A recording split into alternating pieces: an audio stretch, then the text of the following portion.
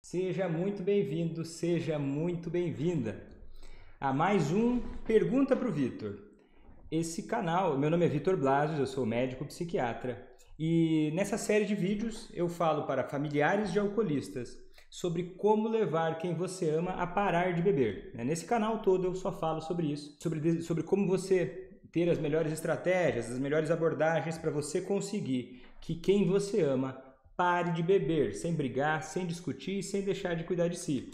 E essa série de vídeos, Pergunta para o Vitor, é uma série de vídeos em que eu faço lives nas minhas principais redes sociais, Instagram, Facebook e YouTube.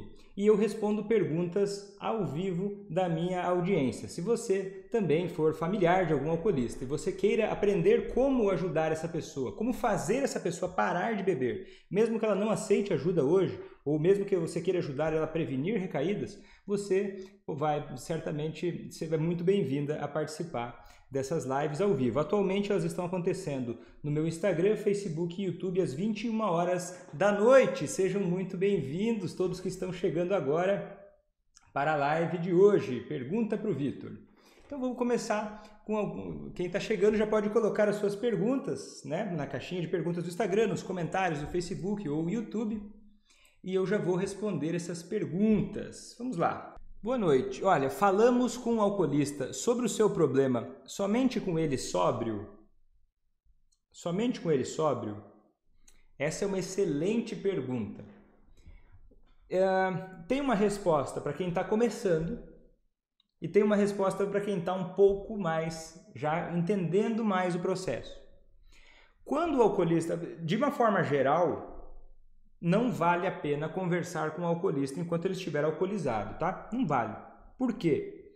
Por que não vale a pena conversar quando ele está alcoolizado?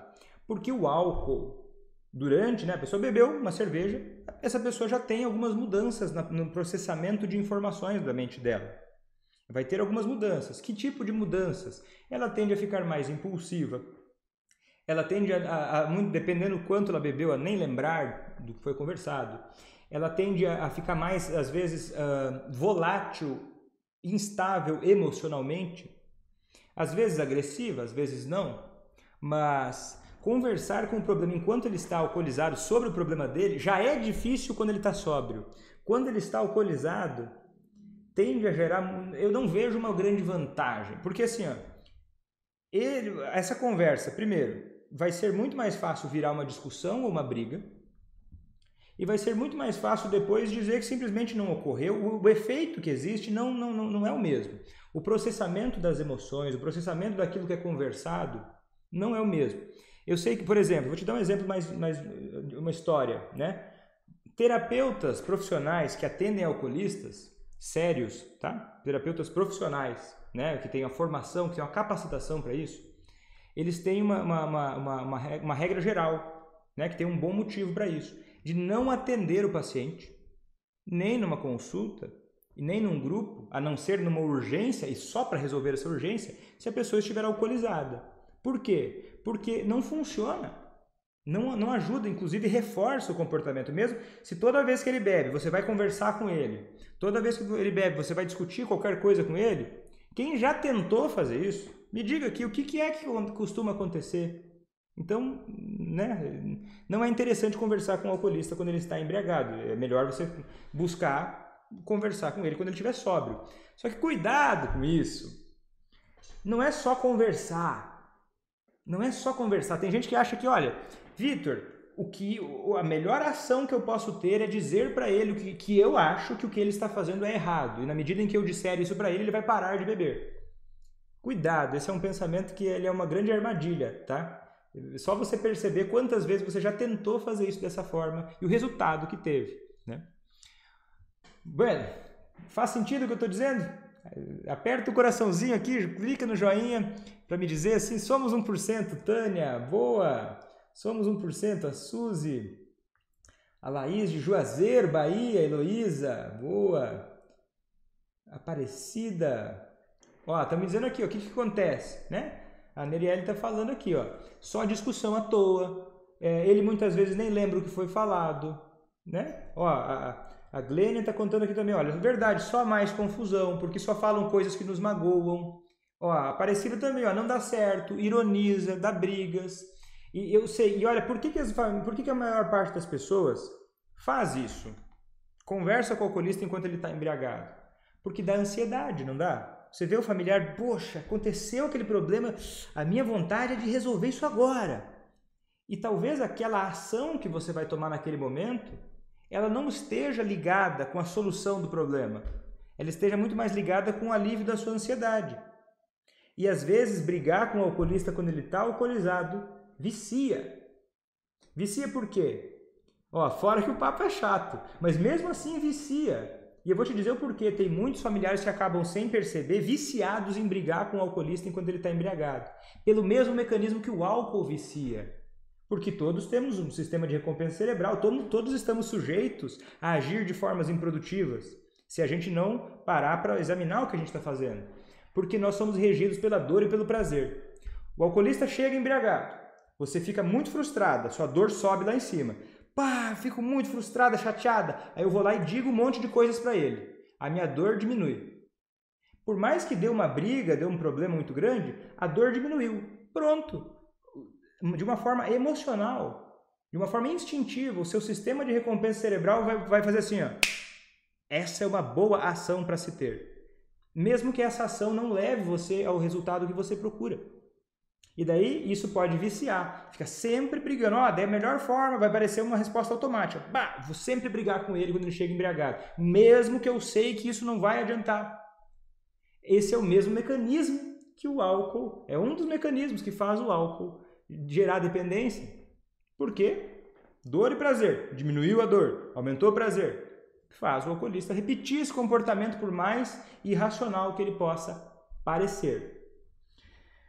Luciene, olha, bastante gente já tentou, né, gente? Faz sentido? Alguém aqui já se sentiu viciado em brigar? Sem perceber, assim, ó, tô dependente. Às vezes eu me pego assim, aqui, brigo mesmo ele embriagado e eu acabo tropeçando nesse princípio do alívio imediato, né? Porque alivia imediatamente. Brigar com a pessoa, você joga para fora aquela emoção e alivia imediatamente. Acontece o quê? Você vai tender a repetir esse comportamento no modo automático, né? Aí fala assim, Vitor, mas tá falando que como é que a família vai ficando presa no ciclo do alcoolismo?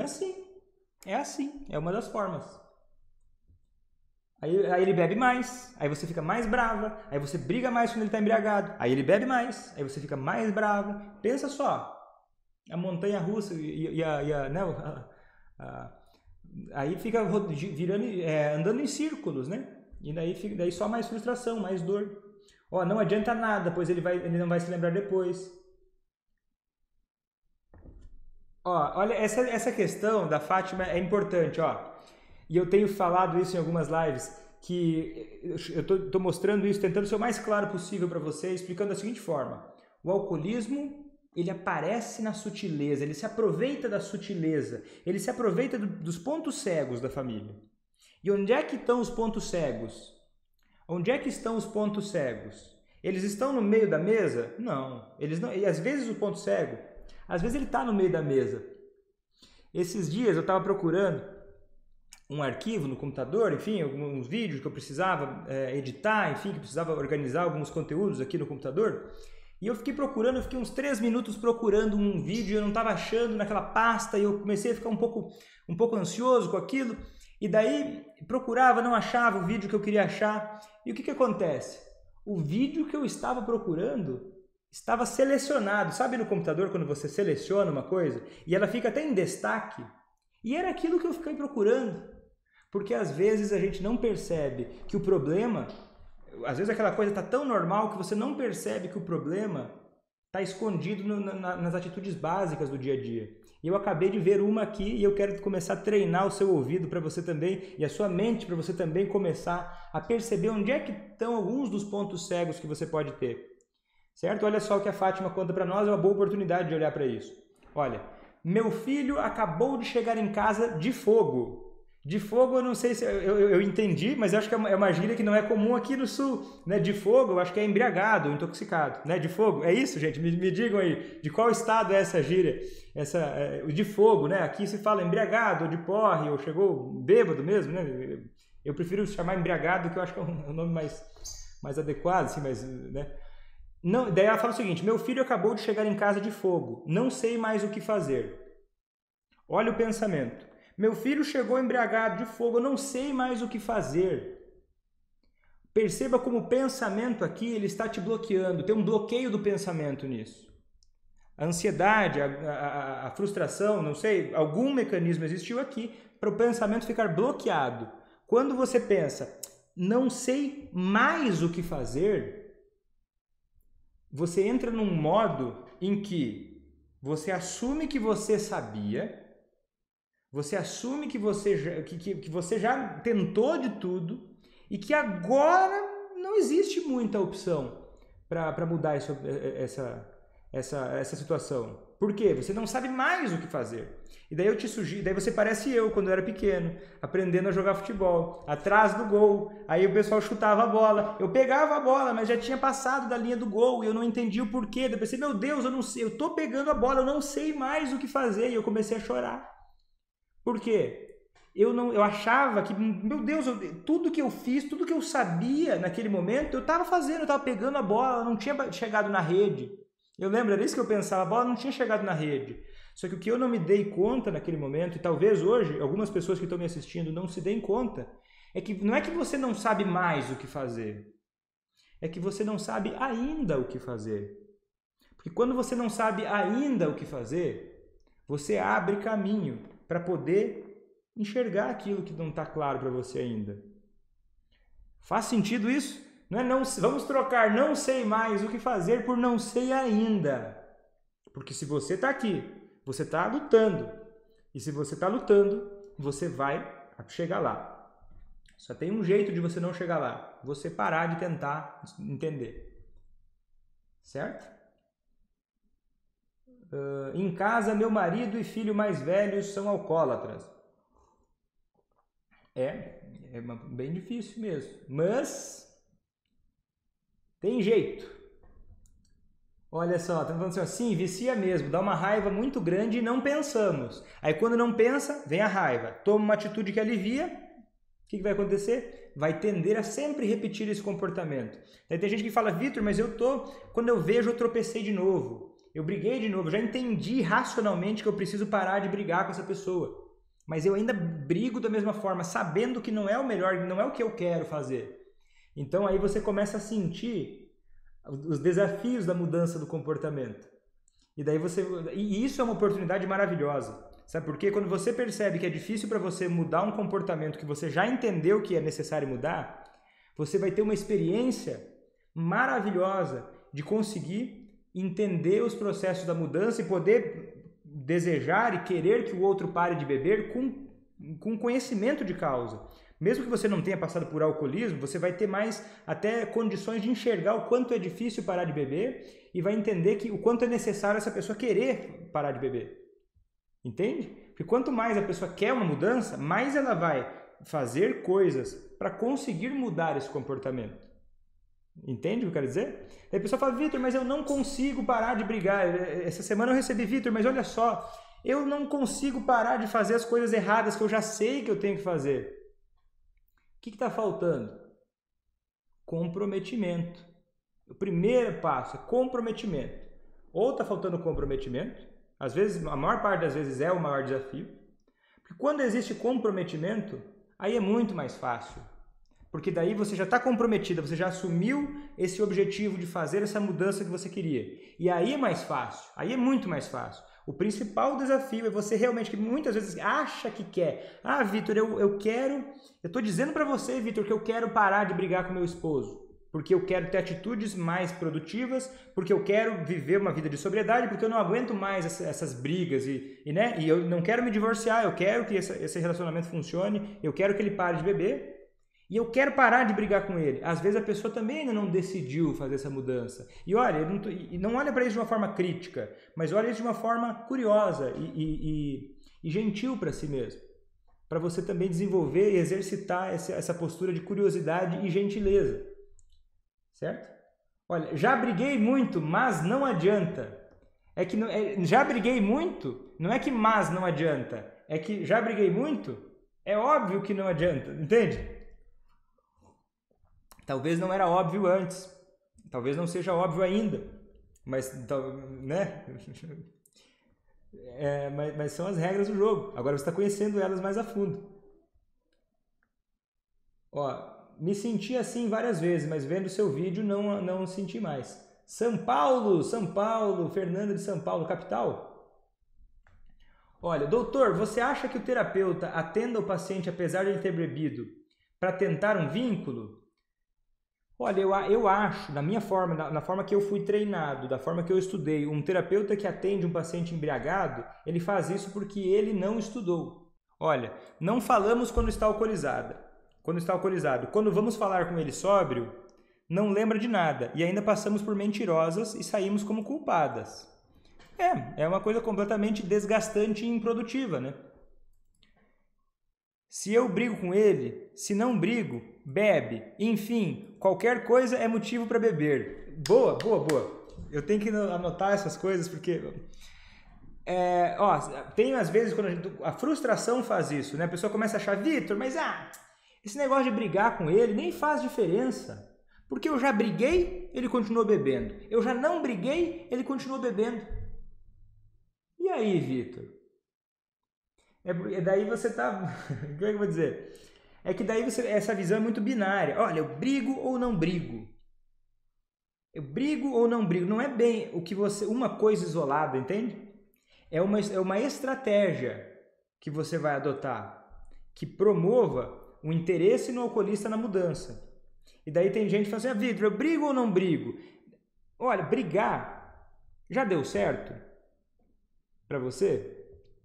As chances são que não, né? Para 90%, 99% das pessoas não funciona muito. Tem boas explicações do porquê que isso não funciona, porquê que isso não funciona a longo prazo. Agora, entre não brigar, existe um mundo de coisas do não brigar, de expressar as coisas de uma forma mais construtiva, né? Você pode falar qualquer coisa para o alcoolista, desde que você saiba como falar as coisas. Desde que a sua intenção no que você vai falar seja construtiva. Porque se você quiser falar para o alcoolista o quanto você acha ele a pior pessoa do mundo, o que você espera que vai causar mudança? Né? Então não é uma postura nem rígida demais e nem flexível demais, nem permissiva demais. E essa é a estratégia do jogo. Que você vai precisar entender se você deseja fazer quem você ama parar de beber. Não é todo mundo que quer fazer isso. Não é todo mundo que quer aprender isso. Quem quiser tem esse caminho. Olha, tem gente que já gravou o pai embriagado, para mostrar para ele depois. Pois ele sempre diz que não lembra de nada. São estratégias baseadas em desespero, às vezes até, né? Olha, então devo agir com indiferença quando ele estiver embriagado? Essa é uma boa. Ignorá-lo? Basicamente sim, mas não uma indiferença. Tem uma grande diferença entre indiferença e desprezo, e nem todo mundo percebe isso. Indiferença, que não é bem indiferença, tá? Acho que a palavra não seria indiferença. Se o alcoolista chega embriagado, o que você vai fazer? Por exemplo, ele chegou em casa embriagado e quer conversar com você, ou enfim, ele quer... convida para você para assistir um filme com ele, ou convida você para ter um diálogo, o que você faz? Uma dica prática, então, o que você faz? Você vai dizer para ele, olha, dependendo do que você está sentindo e o que você quer dizer, você vai falar aquilo sucintamente, do tipo assim, olha, eu prefiro conversar com você amanhã, tá? Eu prefiro estar com você sóbrio, vou fazer outra coisa e amanhã a gente conversa sobre isso. Eu sei que para algumas pessoas isso pode parecer um pouco impactante. Eu vou falar para ele que eu prefiro estar com ele sóbrio. Mas essa é a ideia, tá? Você pode adaptar o seu discurso, mas essa é a ideia. Prefiro estar com você sóbrio, amanhã a gente conversa. Por que você prefere estar com ele sóbrio? Porque você acha que ele é uma pessoa errada? Não, porque você tem as suas preferências. Você tem as suas opiniões. Você não está aqui querendo discutir alguma coisa. Você está expressando que, olha... Nada contra você como pessoa. Eu me sinto mais confortável de conversar com você quando você está sóbrio. Amanhã a gente conversa. Amanhã a gente assiste um filme juntos. E sai fora. Vai fazer outra coisa. Aí essa é uma estratégia. É uma possibilidade. É mais interessante, porque daí você não reforça ele com a sua presença. Não espere que ele vai gostar disso, que ele vai achar o máximo. Vitor, eu fiz isso, meu filho não gostou. Olha, qual é o seu objetivo? É o que o seu filho sempre goste, ou o seu irmão, o seu marido, sempre goste de tudo que se fizer com ele? Ou é que ele pare de beber? E que você consiga uma relação boa com ele parando de beber? Então é necessário dar algumas coordenadas de como você prefere, né, se relacionar com ele. Olha, é muito difícil ouvir. Não sou alcoólico. Não bebo todos os dias. É difícil ouvir. É difícil ouvir quando você o quê? Eu vou te dizer uma coisa. Olha só o que ela está dizendo. É muito difícil ouvir. Eu não sou alcoólico porque eu não bebo todos os dias. Eu entendo isso, tá? Eu entendo esse sentimento que você tem. Eu já senti muitas vezes isso. De ficar muito frustrado quando chega a pessoa dizendo assim, olha, para você está muito claro que essa pessoa está bebendo demais. E aí ela diz para você, olha, eu não bebo todos os dias. Parece até uma resposta ridícula, não é mesmo? Parece um absurdo, parece que a pessoa está até se fazendo para você. Só que eu quero que você perceba que essa pessoa não está se fazendo para você, ela não está mentindo, ela não está tentando te manipular. Ela está numa disputa interna em relação a admitir que tem um problema que é muito desagradável de admitir. E você tem que perceber o seguinte, que não espere, você não precisa que ele diga para você que é um alcoólico para você criar interesse nele em parar de beber. Quando você realmente entrar dentro, você introjetar isso, quando realmente você sentir, perceber que isso não é necessário, você não vai mais ficar tão frustrada quando ele dizer alguma coisa dessas. Quando você entender que isso, você não precisa que ele admita que é um alcoólico. Você não precisa disso. Você precisa o quê? Criar um ambiente ou se relacionar com ele de uma forma que estimule o diálogo, de uma forma que estimule a sobriedade e que não incentive o alcoolismo nas pequenas atitudes do dia a dia. Por exemplo, quando você não briga com ele e mesmo assim não conversa com ele embriagado e no outro dia você vai conversar, você já está começando a criar mais interesse na sobriedade. Quando você, por exemplo, ele te convida para ir tomar uma cerveja, você não vai sair com ele se for tomar cerveja, você prefere, você até aceita outros convites, ou você até convida ele para algo alternativo que não envolva álcool, você mostrando que você não tem nada contra a pessoa, mas você endereça o comportamento para algo da sobriedade, você está já agindo de formas que vão promovendo, você está plantando sementes da sobriedade. E quanto mais você entender como fazer isso, menos ansiosa você vai ficar quando ele disser que simplesmente não é um alcoólico, certo?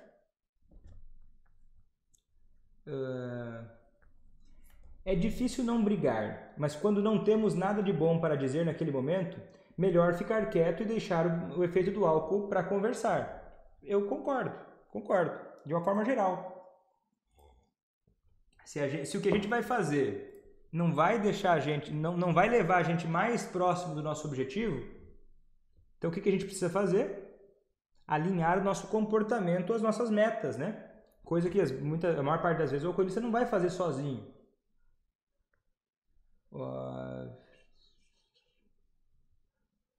Que mais? Gente, o que temos que fazer e o que temos que falar? Ajude-nos. Fez sentido o que eu disse? Conseguiu com o que eu falei agora? Fátima, ajudou a entender? Deu para entender o raciocínio por trás disso? Porque aqui eu tenho um desafio. Vitor, ajude o que temos que fazer, o que temos que falar. É que, olha só, se eu te disser exatamente o que você tem que fazer, o que você tem que falar, isso não vai funcionar tão bem. Por quê? Porque o contexto é importante. Você precisa, se você quer realmente ter um resultado de verdade, fazer essa pessoa parar de beber, não precisar mais ficar correndo atrás dele para que ele não beba. Você poder contar com ele se responsabilizando e parando de beber. Você vai precisar entender o contexto seu, você vai precisar entender esses fundamentos para aplicar no seu relacionamento. Entende? Se eu te dou uma fórmula exata, é assim que você vai falar, porque foi assim que a Tânia falou com o marido dela, foi assim que a Lázara falou com o familiar dela e deu certo, não vai funcionar. Por quê? Porque o marido dela é o João, o marido da outra é o Carlos. Agora, os fundamentos, eles valem para todo mundo. E os exemplos que eu dou aqui é para você captar os fundamentos. Porque a partir do momento que você capta os fundamentos, você tem condições de aplicar na sua situação e experimentar. Que você pode, quando você entende o fundamento, você testa uma coisa, você começa a perceber e desenvolver o senso de perceber o que precisa ser diferente. Entende? Faz sentido isso? Ou ficou complicado demais? Porque, entende? Às vezes eu dou uma fórmula, às vezes eu dou uma estrutura, mas se eu der uma estrutura muito grande, você não vai conseguir, você não vai crescer. Entende o que eu estou dizendo? Você não vai conseguir crescer e andar com as suas próprias pernas. Aí você vai sempre ficar dependendo de alguém falar para você como falar para o seu esposo. Entende o que eu quero dizer? Então eu prefiro ensinar você a entender os fundamentos e conseguir se desenvolver essas habilidades em você, do que te dar exatamente o que você tem que falar, porque varia a situação, varia o momento, varia o seu objetivo com aquele diálogo. E por isso tudo isso tem que estar montado atrás de uma estratégia sua, para criar interesse na sobriedade. Vamos lá. Existe gente que bebe muito e consegue diminuir? Ou é sempre um alcoólico?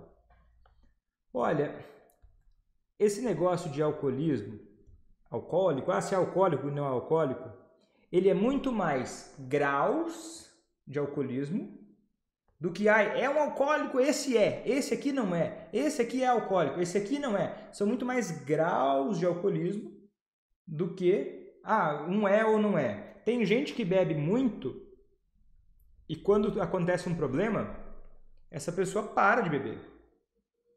Então a gente percebe assim, olha, mesmo que ela bebia muito, o problema de alcoolismo dela era mais leve. Agora tem gente que bebe um pouco, só que, sei lá, bebe um pouco e tem diabetes. Bebe um pouco e tem a pressão sempre alta. Mesmo bebendo pouco, poxa, peraí, essa pessoa está com um problema muito até maior que o outro, de repente.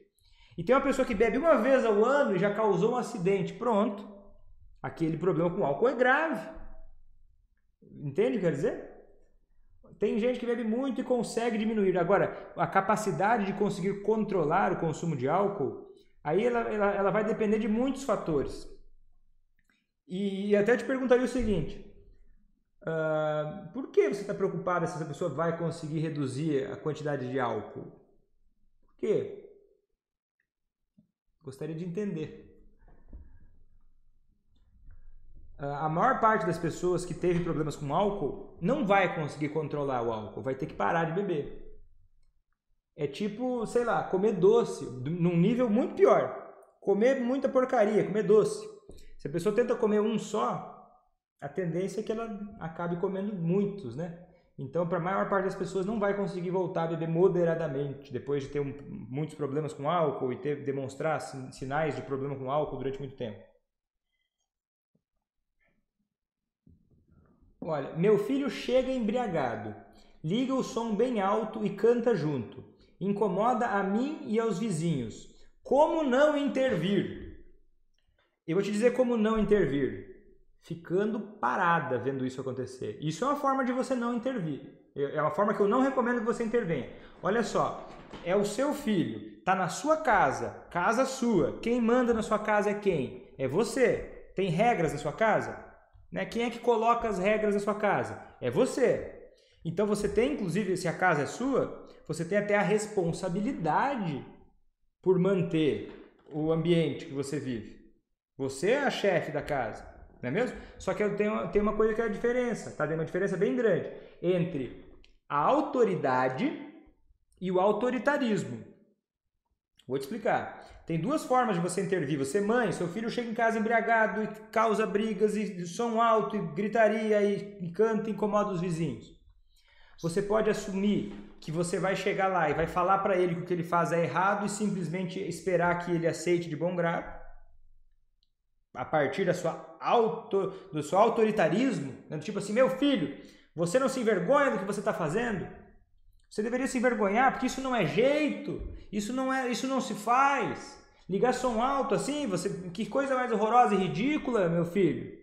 Você não é coisa para um homem da sua idade estar fazendo. O que vai acontecer se você fizer isso assim? Agora, isso é o autoritarismo. E tem a autoridade, que é o quê? Você é uma pessoa que tem autocontrole, você é uma pessoa que se comunica adequadamente com o seu filho, e você é uma pessoa que estabelece regras com consequências na sua casa, né? Consequências coerentes, com explicações. E aí você, por exemplo, você conversa com seu filho, olha, aqui em casa a gente tem determinadas regras, né? O que vai acontecer se ele continuar agindo assim? É preciso ter claro isso. E é preciso ter claro que limites podem ocorrer e necessariamente eles precisam ocorrer sem comprometer a sua intenção e o seu propósito de continuar mantendo um bom relacionamento com essa pessoa, de confiança, inclusive. E é possível fazer isso, percebe? Como não intervir se meu filho liga o som alto? A pior forma de intervir, agora eu te dei duas formas de não intervir. Você não fazer isso de uma forma, virar uma guerra, um campo de guerra na sua casa, críticas e julgamentos, e você não ficar parada vendo isso acontecer como se nada estivesse acontecendo. Viu como é diferente? O filho tem um contexto diferente. Quando você entende o fundamento, você percebe que se você ficar buscando no que eu estou falando, Vitor, mas é meu marido, como é que eu vou deixar, por exemplo, o meu marido, eu vou cortar a mesada do meu marido? Não faz sentido, entende? Por que é importante você entender o fundamento por trás do que eu estou dizendo? Porque eu não estou dizendo para você não intervir. Não intervenha. Eu estou dizendo para você não dar um tiro no seu pé. É muita diferença. Você não dar um tiro... É muito diferente você não falar nada e você não fazer nada. É muita diferença. Muitas vezes você pode não falar nada e estar fazendo muito. E muitas vezes você pode estar falando muito e não fazendo nada. Então, intervir é diferente de falar. Muitas vezes a melhor intervenção naquele momento é não falar. E muitas vezes a pior intervenção naquele momento é falar. Entende o que eu quero dizer? Então, tem que compreender o que é necessário naquele momento. Olha, vamos ver. Faz sentido isso, gente? Me avisa aqui. O pessoal do Facebook perdeu a conexão ali.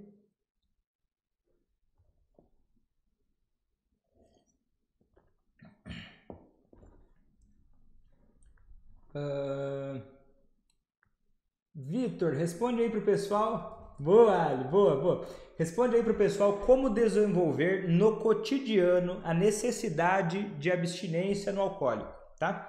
Como fazer no cotidiano, tá? Vou tentar te dar umas dicas no cotidiano. Vamos ver se é que tem muitas vertentes isso. Vou tentar achar algumas aqui. Olha, no cotidiano, é preciso existir consequências negativas do hábito de beber, tá? Consequências negativas para o hábito de beber. Por exemplo, ele chega em casa e ele liga o som alto e canta e grita para os vizinhos. Se é o seu filho, o que precisa acontecer a partir dali? Se você é a mãe, se você é a autoridade, você precisa proibir que esse som aconteça assim, porque são as normas da casa. Fazendo isso, você está criando necessidade, você está criando um pequeno incômodo. Vitor, mas eu já fiz isso, isso não resolveu. Calma, respira fundo. Você precisa pensar de uma forma estratégica. Então, o que você vai fazer? Não é só isso. Você vai entender aonde que esse alcoolismo está sendo alimentado, aonde que está fazendo no cotidiano ele parecer que não tem consequências negativas. Porque se não tem consequências negativas, alguém está tirando. O alcoolismo tem conta. E alguém muitas vezes está pagando essa conta.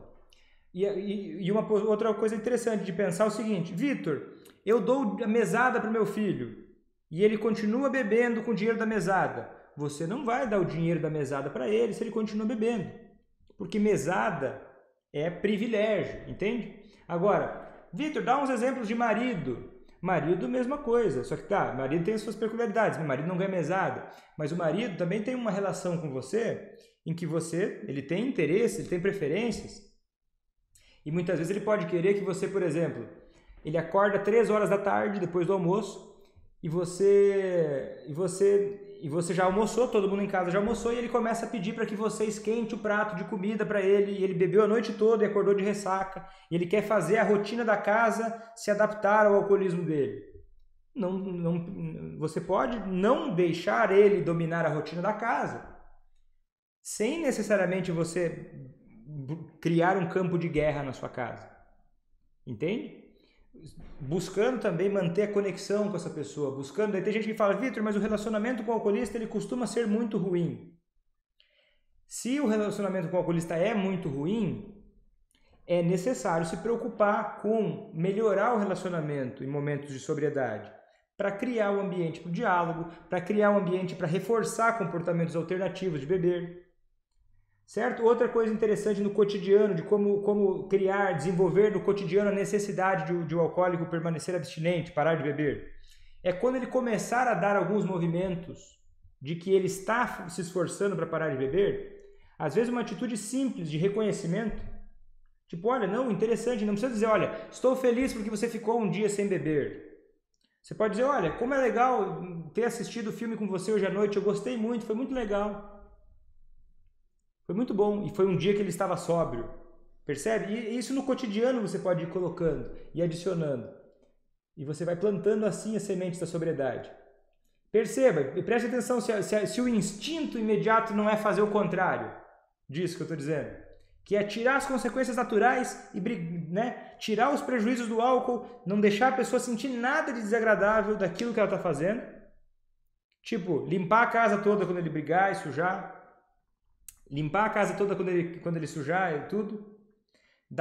Colocar ele, se ele dorme no sofá, levar ele para a cama e trocar a roupa dele. Muitas pessoas fazem isso. E daí, quando ele acorda no dia seguinte, vão lá e dão um sermão e brigam com ele porque ele está sempre errado. Aí estão fazendo justamente o oposto. Estão alimentando o alcoolismo e desincentivando a sobriedade.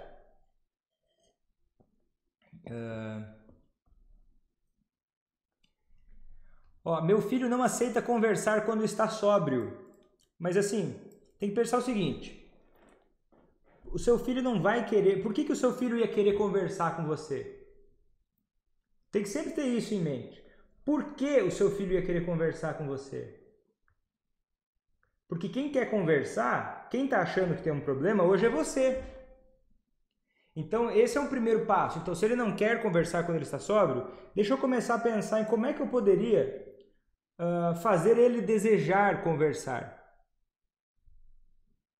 Aí a criatividade tem que começar a vir. Como? Aí você tem que pensar o que está acontecendo no contexto. Se você sempre briga com ele, sempre critica ele, por que ele vai querer conversar com você para ouvir você dizendo sempre as mesmas coisas para ele? Não vai querer conversar. E o que você deseja conversando? Porque às vezes a pessoa acha que está conversando com o alcoolista, mas está só, mais uma vez, dizendo as opiniões a respeito dele, dizendo o que acha que ele tem que fazer. E se ele não percebeu que aquela atitude que você acha que é a melhor é interessante para ele, ele não vai querer te ouvir. Muita gente tem muita gente que não aceita assistir minhas lives, que não aceita assistir os meus vídeos. Por que as pessoas aceitam assistir os meus vídeos? Por que tem tanta gente que me segue, que acompanha meus conteúdos?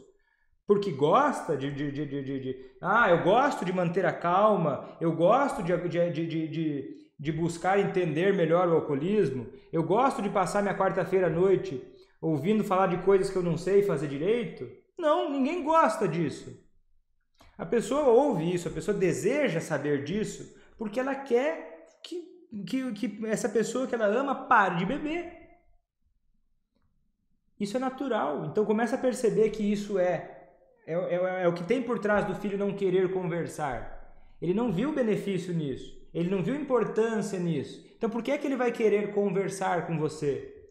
E tem gente que já presume que o alcoolista deveria querer conversar. Se ele não entende, o que ele vai ganhar com isso?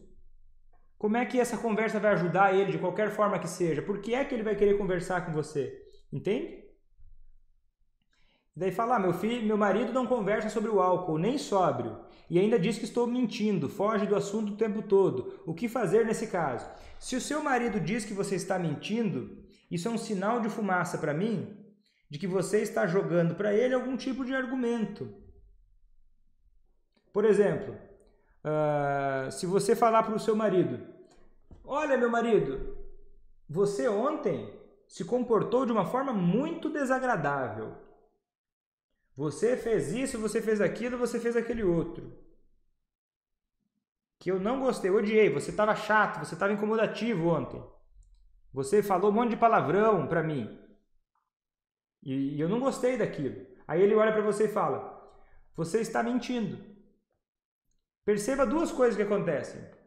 A primeira é que o que é que você quer com essa conversa? Onde é que você quer chegar com essa conversa?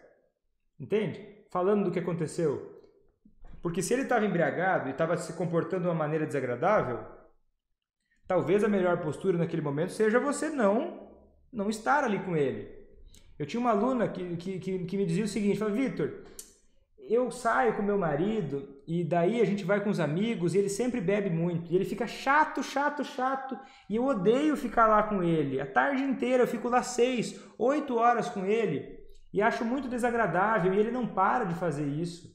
E eu tento dizer para ele quanto ele é chato, desagradável quando ele bebe, mas ele não me escuta.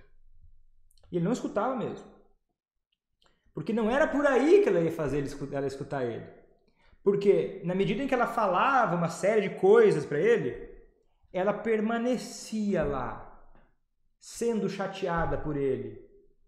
E permanecendo lá, sendo chateada por ele, passa uma mensagem muito mais forte do que as palavras. As palavras, elas não são a prova de uma vontade ou de uma realidade. As atitudes são muito mais fortes. E quando essa minha aluna percebeu isso e começou a ir embora dessas reuniões com os amigos, sem brigar, sem discutir. Olha, eu prefiro estar com você sóbrio, não me sinto confortável nessas circunstâncias. Vamos fazer alguma coisa outro dia. Hoje eu não estou afim. Já passou o recado, minha amiga. No caso dela, passou muito bem o recado. Ele começou a perceber o quanto realmente ela estava falando sério. E pior, ela não brigava com ele para ele dar uma desculpa para se comportar mal. Ela ia gentilmente, elegantemente, ela não mostrava fraqueza para ele, desespero. Mostrava a preferência dela. E é isso aí, meu amigo. É o que eu prefiro. Eu gosto de estar com você sóbrio. Essa atitude sua não está tão interessante. Entende? E aí comunica muito mais claramente as suas preferências e ele começa a ter o que perder e o que ganhar se ele continuar bebendo. Aí essa decisão dele começa a ter mais coisas em jogo. Percebe? E não tem desculpa. Porque ela não... Ah, tô mentindo. Como é que ele vai dizer para ela? Ah, não, minha esposa. Você está mentindo que você se sente mal quando eu fico bêbado, quando eu bebo. Você está mentindo. Não. Eu me sinto mal, tanto que eu saio. Tanto que eu vou fazer outra coisa. Tanto que eu gosto muito mais de estar com você sóbrio. Entende? Olha, Solange falou, fico até brava comigo. Calma, Solange, gentileza com você. Mas é tudo muito lógico. Putz, não é fácil. Fácil não é, mas é bem assim, podemos mudar. Pode sim, claro que pode. Não é fácil, mas vale a pena, né? Depois você vê. Imagina só, como é que seria para você não ter mais esse problema do alcoolismo do seu marido, do seu filho, do seu irmão. Não só não ter mais o problema do alcoolismo, mas ter essa pessoa se cuidando bem, tendo um relacionamento legal com você, você não precisar mais se preocupar à noite, você não precisar mais correr atrás dessa pessoa, você não precisar ficar se preocupado no sábado à noite em relação ao que vai acontecer esse final de semana. Você já pensou como seria a sua vida? Para um pouquinho para pensar, para um pouquinho para imaginar. Como seria bom se você visse, sei lá, o seu filho agora. Imagina ele estudando, se desenvolvendo. Ou o seu marido agora, olha, vocês se conversam e a conversa é gostosa. Seu irmão já se cuida, você consegue olhar com orgulho para o que está acontecendo. Comece a imaginar isso. Se isso vale a pena para você, eu tenho certeza que você vai fazer o necessário para isso. E não precisa ser fácil. Só que precisa valer a pena para você. Entende? Faz sentido isso? Tem uns coraçõezinhos subindo aqui. Eu acho que o pessoal entendeu a mensagem. Faz sentido isso? O som tá com eco. Gente, desculpa, Facebook. O som tá um pouco difícil a transmissão aqui. Eu vou melhorar ela. Tá? A gravação vai ficar melhor. Tá? Gente, estamos chegando no final. Alguma pergunta final? Vamos ver. Olha... Cheguei à conclusão que ele tem mais amor por um copo de pinga do que pela mãe, por mim e até por ele mesmo. Você chegou na conclusão errada. Você chegou na conclusão errada. E eu vou te explicar por quê. Tá? O pessoal do Instagram, depois vão ver a gravação disso, porque o Instagram tá me expulsando. Alexandre Henriques, esse cara é fera, hein? Alexandre Henriques, especialista em dor, excelente psiquiatra. Ó, vão me expulsar aqui do Instagram, tá, gente? Foi um grande prazer estar essa noite com vocês. Até sexta-feira, às 19 horas, no podcast Amor contra o Alcoolismo. Uma boa noite de quarta-feira para o Instagram, que ele vai encerrar aqui para mim. E até a próxima. Tchau! Instagram, ele me bloqueia. Só posso fazer 1 hora de live. Eu vou responder essa pergunta, Tânia. Eu vou responder porque essa pergunta é muito importante, tá? Às vezes, para mim, você me ajudou muito, Tânia, com essa sua pergunta, com essa sua conclusão, porque às vezes para mim algumas coisas são mais óbvias e quando as pessoas... Eu gosto muito de fazer essa live de pergunta para o Vitor, porque vocês me ajudam a entender aquilo que não é óbvio ainda para você. Porque eu estou aqui para te ajudar a entender melhor isso. E às vezes eu não percebo que essa informação não chegou clara para você. Olha, quando eu falo o seguinte, quando eu falo que o alcoolista continua bebendo, e essa motivação ela tem a ver com o condicionamento, com o sistema de recompensa cerebral, ela é aquela coisa instintiva, ele começa a agir muito por instinto. Você já pensou, por exemplo, hoje, quando você pensa o seguinte, você está se hoje, né, se acontecesse um cenário muito ruim, muito terrível, de escassez financeira, pensa o seguinte, imagina comigo aqui um cenário agora, imagina que, né, por um pequeno momento, tá? Não entra nessa vibe agora à noite, mas imagina que agora teve um problema muito grande de escassez financeira, que as pessoas estão começando a passar fome, ou ter um problema muito grave, assim, de ter que racionar comida. Né? Imagina essa situação. As pessoas estão precisando racionar comida para que todos precisem sobreviver.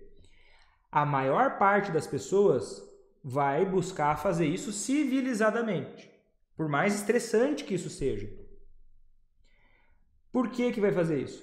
Porque é regido pelos valores, é regido pelo córtex, tem o autocontrole funcionando, que é uma área do cérebro que é o córtex, que é uma área do cérebro responsável por classificar, por entender aquilo que é mais importante. É mais importante você, por mais que você está com um pouco de fome, você não matar o seu vizinho, porque se você matasse o seu vizinho, isso ia ferir muito os seus valores de vida. Isso ia fazer você se sentir muito mal, porque você está se comportando baseado nos seus valores de vida, mesmo numa situação estressante. Certo? Agora, o alcoolismo, conforme ele vai estimulando essa área do cérebro, que é o sistema de recompensa cerebral, o sistema límbico, essa parte do cérebro instintiva ela vai ficando quase um animal. Né? Os valores da pessoa vão ficando mais enfraquecidos. E ela vai tendendo a decidir beber, mesmo quando essa é a decisão mais estúpida para a vida dela. Então, quando alguém me diz, olha, ele tem mais amor por um copo de pinga do que pela mãe, me entristece essa compreensão, porque essa compreensão ela não é exata e ela sinaliza. Eu sei que é difícil ver isso acontecendo com a pessoa que você ama, mas ela entender isso dessa forma sinaliza que ainda está faltando muita clareza sobre o que é o alcoolismo. Porque ele parte, uma das grandes questões, um dos grandes problemas do alcoolismo é a pessoa muitas vezes se comportar de uma forma que não é levada aos valores de vida dela. Eu tinha um grupo que eu fazia para alcoolistas graves, pouco motivados ao tratamento, que era para a gente conversar sobre os valores de vida que cada um tinha. Pessoas que não queriam parar de beber, mas estavam lá no tratamento por conta de outras questões. Né? E aí, uma das formas de motivar as pessoas a parar de beber era, num ambiente lá, conversar com essas pessoas sobre os valores de vida que elas tinham, sem julgar, sem criticar, mas ajudando essa pessoa a olhar para o que é importante na vida dela. Sem eu dizer que ela estava fazendo algo errado. E aí, esse exame que essa pessoa tinha de olhar para o que era importante para a vida dela, e daí ela olhava ao mesmo tempo, olha, é importante para minha família, é importante para meus filhos, para a maior parte das pessoas era muito importante, era prioridade na vida delas. E era também importante o lazer. E o lazer estava associado ao álcool, mas a maior parte deles tinha família, trabalho, saúde, vida profissional, né? Falei, trabalho, saúde. Entende? Quer dizer, tinha outros valores acima. E um dos valores ali era lazer. E o lazer da pessoa era bebendo. Só que por beber tanto, ela nem parava muito para pensar sobre ela não estar agindo de acordo com o que é mais importante para ela. E esse é o alcoolismo. É esse o nosso inimigo. A pessoa que está por trás dele, ela não está... E a ideia de você fazer ele parar de beber é justamente você inverter o jogo. Você começar a criar, a agir diretamente nesse sistema de recompensa cerebral para você começar a fazer a ideia de beber ser menos atraente do que a ideia de ficar sóbrio, num nível emocional. Entende? Por isso que muitas vezes quem está começando a me acompanhar demora um pouco para entender a lógica, porque não é tão... às vezes é mais fácil, às vezes é às vezes é mais complicado de entender.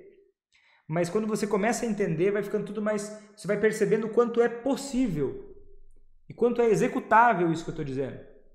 E o quanto vale a pena na medida em que for um desejo seu, na medida em que for um sonho seu, na medida em que você queira realmente que essa pessoa pare de beber.